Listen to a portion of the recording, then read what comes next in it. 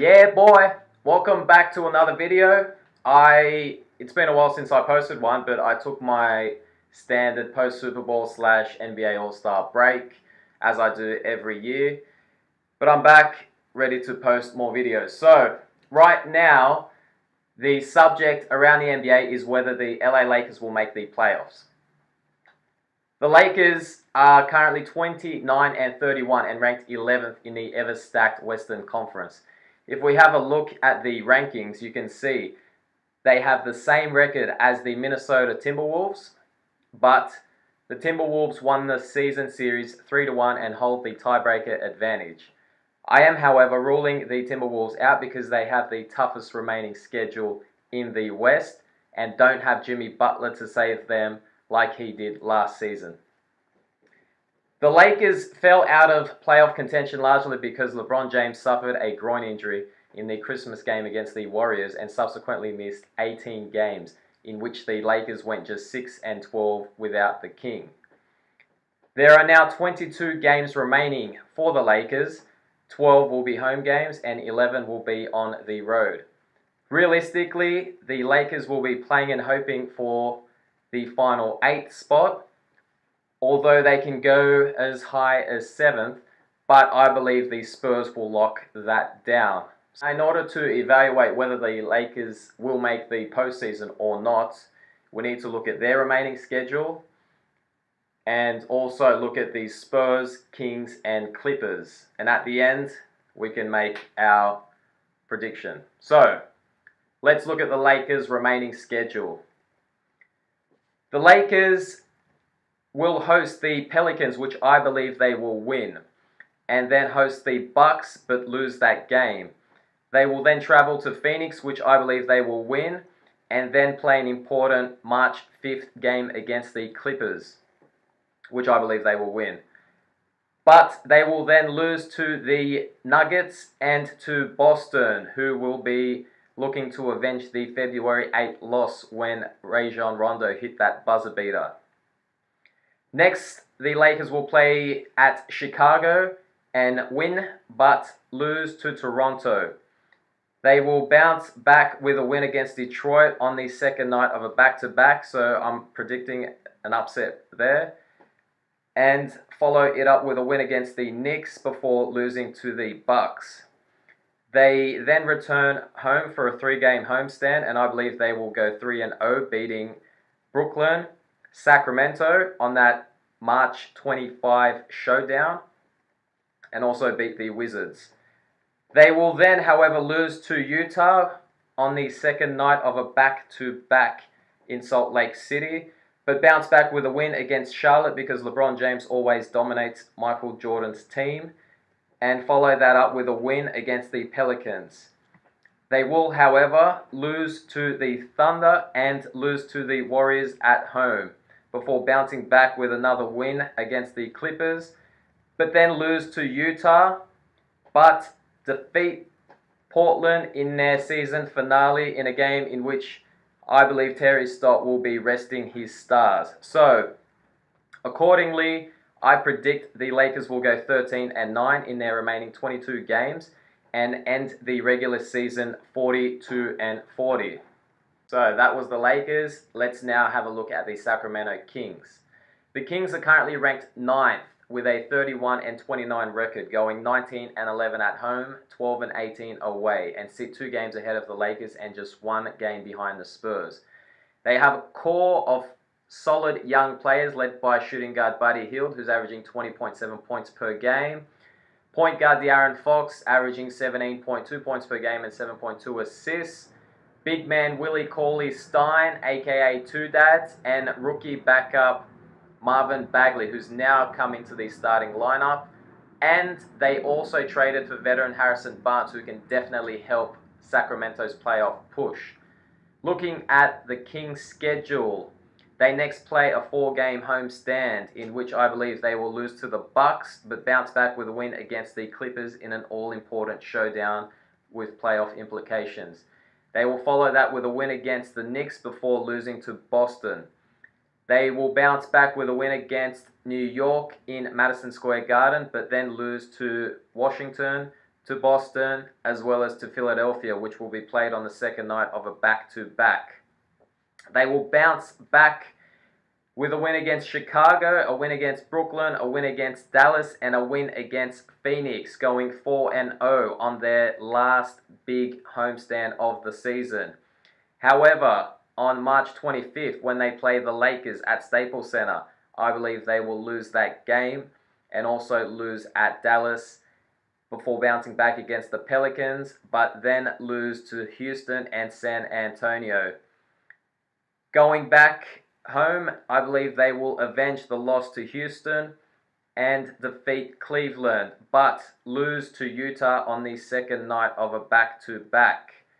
They will follow that with a win against the Pelicans, but then lose to Portland on the road and finish their run 11-10 and their season 42-40. So they will have the exact same record as the Lakers, in my opinion. But considering the Lakers win the regular season series 3-1, the Lakers will have the tiebreaker advantage. Next up is the San Antonio Spurs, who currently occupy the 8th spot with a 33-29 record and have 20 games remaining with 12 at home and 8 on the road. They begin a 3-game homestand with Detroit coming in, which I believe they will win that game, and follow it up with a win against OKC and Denver, and also take that momentum to Atlanta and defeat the Hawks, but then come back home and lose to the league best Milwaukee Bucks. They will then go to Dallas and win, and then come back home and defeat the New York Knicks. Next is Portland, which I believe they will lose because it is a trap game and the second night of a back-to-back. The Spurs may be caught looking ahead of their next matchup, which is against the Golden State Warriors, and so lose against Portland and against the Warriors. But I believe they'll bounce back with a win against Miami to win that homestand, but then go on the road and lose to Houston and Boston. They will salvage that road trip with a win against Charlotte, come back home and complete a homestand by defeating Cleveland, Sacramento, and Atlanta. They'll go on the road and lose to Denver, but defeat Washington and Cleveland, as those two teams by now will be tanking, and close their season with a win against Dallas at home. So, the Spurs, I believe, will go 14-6 in their next 20 games and finish off with a record 47-35. Clinch that 7th spot, possibly 6th, and Greg Popovich will go on to his record 22nd consecutive playoff appearance. Let's flash back to the last time the Lakers made the postseason. In the 2012-13 season, the Lakers put together a super team when they signed 3-time Defensive Player of the Year Dwight Howard and 2-time MVP Steve Nash to join Kobe Bryant and Pau Gasol for another championship run.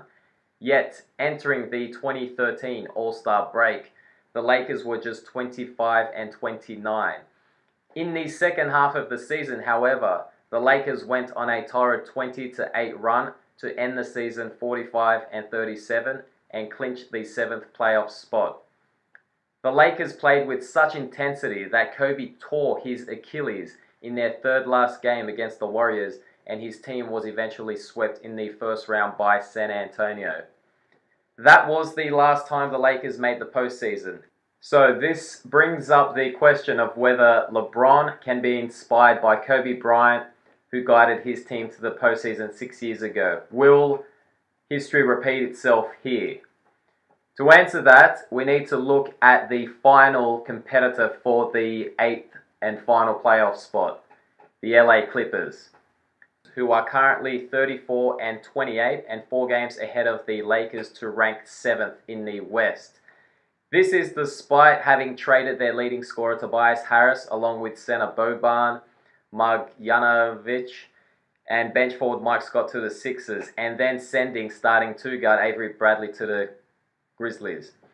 With these moves, the Clippers now have salary cap space to sign 2 maximum contract players in the summer, i.e. Kawhi Leonard and Anthony Davis, And so this makes the Clippers a very dangerous threat to the Lakers, as they have zero pressure to make the playoffs, but can still clinch the finals spot or even the 7th spot with their current roster of playoff-starved veterans that includes Danilo Gallinari, Patrick Beverley, Lou Williams, and Montrezl Harrell. So, looking at the Clippers' remaining schedule, they next play Utah, which I believe they will lose, and lose again to Sacramento, as previously stated. They will bounce back with a home win against the Knicks, but then lose to the Lakers on the second night of a back-to-back. They'll follow that with a loss against OKC, a loss against Boston, a loss against Portland, but defeat Chicago, Brooklyn, and Indiana to salvage that 6-game homestand. They will carry that momentum into Cleveland and defeat the Cavaliers and defeat the Knicks at Madison Square Garden before losing to Minnesota and the league best Milwaukee Bucks. They will bounce back with a win against Cleveland, a win against Memphis, a loss against Houston, and a loss against the Lakers, who will be playing lights out. They will lose to the Warriors and then end their regular season with a win against Utah, who will most likely be resting its key players. And so with that, the Clippers will go 9-11 in their final 20 and register a 43-39 playoff record. So, considering I project the Clippers to go 43-39, I believe they will clinch the final playoff spot, and therefore the Lakers will miss out on the postseason. History will not repeat itself. 6 years ago, when Kobe guided the Lakers on an epic run to make their last playoff appearance, he had help. He had Gasol, he had Ron Artest, he had Steve Nash, Dwight Howard, a solid bench, a solid group of veterans. LeBron doesn't have any of that. He's stuck with a bunch of retards who he's calling out for lacking confidence. So I believe the Lakers will miss out. They will probably fire Luke Walton and make some acquisitions in the off-season to boost their chances next year. But LeBron James is going fishing. He ain't going to the playoffs. So I hope you like that video. Make sure you subscribe. Make sure you hit that bell. Drop a line. I'll read all the comments and let me know whether you agree with these schedules or not.